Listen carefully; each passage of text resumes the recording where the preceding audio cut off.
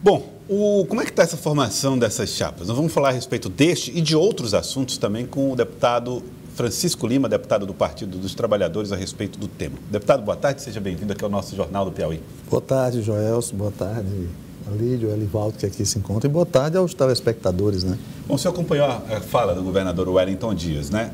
Ele disse, olha, isso é normal em todos os processos, essas formações e eventuais desentendimentos ali no começo de diálogo. O senhor e o Partido dos Trabalhadores estão tranquilos em relação a essa formação?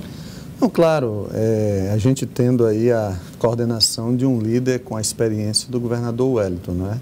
E também líderes de todos os partidos. Na política é bom porque quando você pensa que está tudo resolvido, surgem fatos novos e desarruma de novo e a gente tem que encaminhar as coisas, não é? Essa história mesmo da federação é um ponto que agora a gente tem que parar um pouquinho para olhar qual é a melhor estratégia para todos os partidos. Mas eu acho que, no geral, eu prefiro uma decisão tomada num coletivo, bem amadurecida, sem nenhuma precipitação, sem nenhum salto alto, do que uma decisão autoritária tomada por um líder. Eu acho que isso é importante na política. Se, de fato, a federação se concretizar, deputado, o senhor acha que alivia para o PT essa pressão para receber deputados de outros partidos?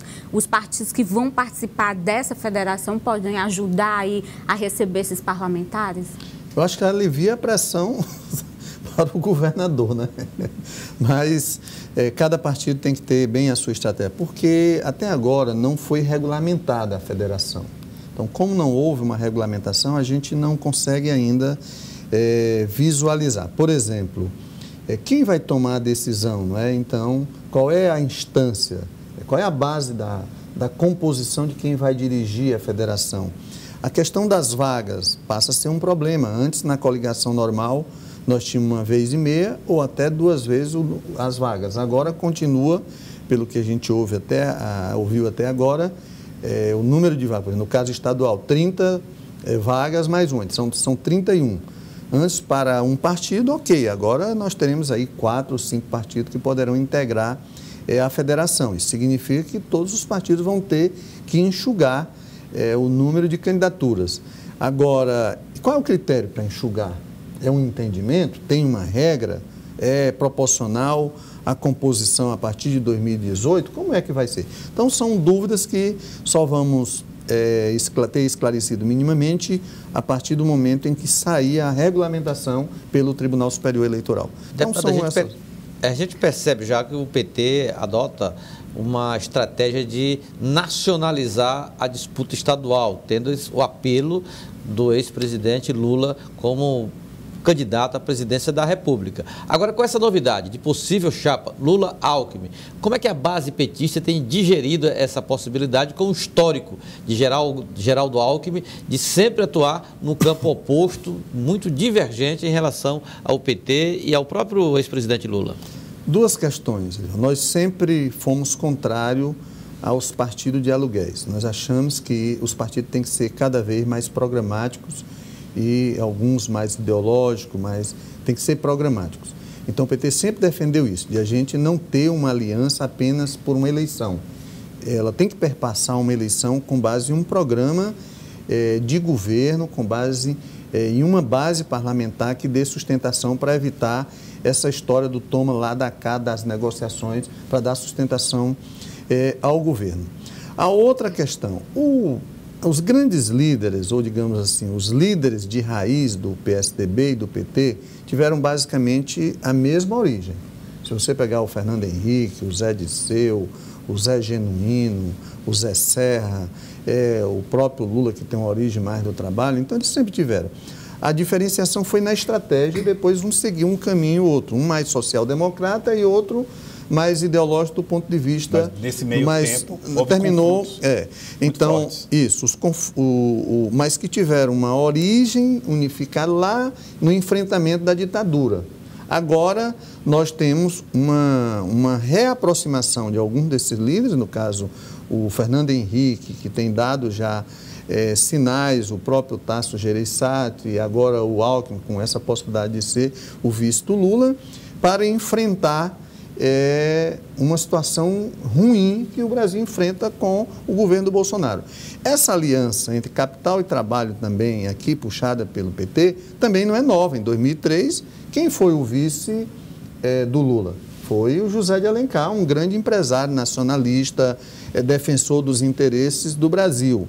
Então, isso não é novo também. Então, a gente já tem esse histórico de diálogo. É claro que o que vai ser o ponto de convergência? Não basta ser só o enfrentamento do governo Bolsonaro. Tem que ter programas referenciais, tem que ter pautas referenciais do governo. Então, eu acho que essa situação, ela não é nova e, portanto, a gente já experimentou isso. Acho que há um alinhamento nesse momento, que é a defesa do Brasil, a defesa dos interesses do brasileiro, a defesa de uma política de inclusão, a defesa de um projeto de desenvolvimento, tendo o Brasil como centro, e não os interesses exteriores. Eu até gosto de dizer que é a união do trabalho e do capital para enfrentar o mal que é o governo Bolsonaro.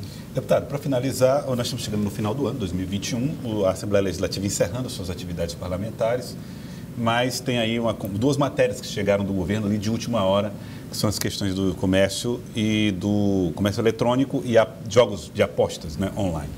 Como é que o senhor avaliou esse ano inteiro o desempenho, principalmente do governo, na tramitação das suas matérias na Assembleia Legislativa? Eu acho que a Assembleia foi muito produtiva.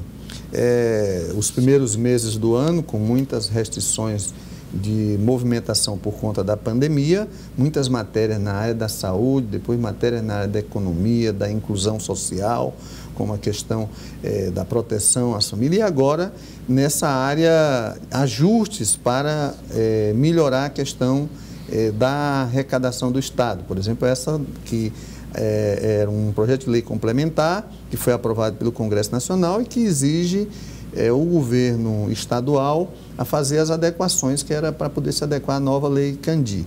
Então, não é justo que um consumidor do interior do Piauí compre, por exemplo, um aparelho celular de uma empresa lá de São Paulo e toda a arrecadação fique lá com a empresa sediada lá em São Paulo, às vezes até em outro estado. Então, acho que é uma adequação.